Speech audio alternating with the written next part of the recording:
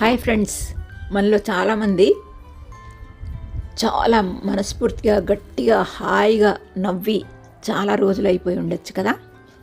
So నవ్వంటే అసలు ఎంత హాయిగా ఉంటుందో, మనం నవ్వకపోయినా నవ్వుతున్న వాళ్ళ మధ్యలో మనం ఉంటే మనకు కలిగే సంతృప్తి ఎలా ఉంటుందో దాని గురించి ఈ కవిత.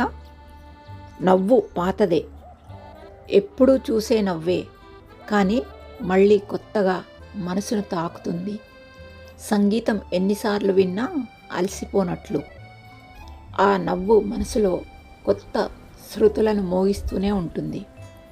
మళ్ళీ ఎప్పటికప్పుడు కొత్తగా ఆనందానుభూతిని కలిగిస్తూనే ఉంటుంది.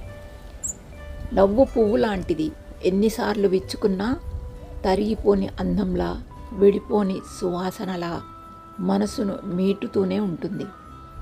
నవ్వు ఎప్పుడూ ఆనంద సూచికే.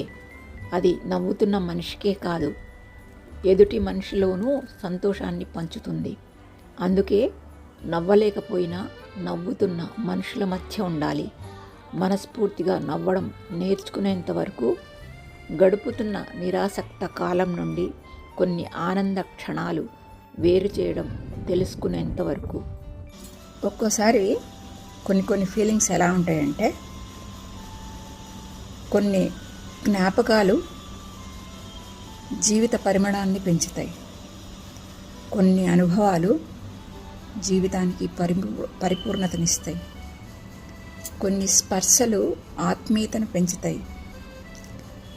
కొన్ని చూపులు జీవితాంతం వెంటాడతాయి. కొన్ని మాటలు మనసును కోస్తాయి. కొన్ని ఓటములు మంచి అనుభవాలుగా మిగులుతాయి. కొన్ని గెలుపులు బాధ్యతలను పెంచుతాయి.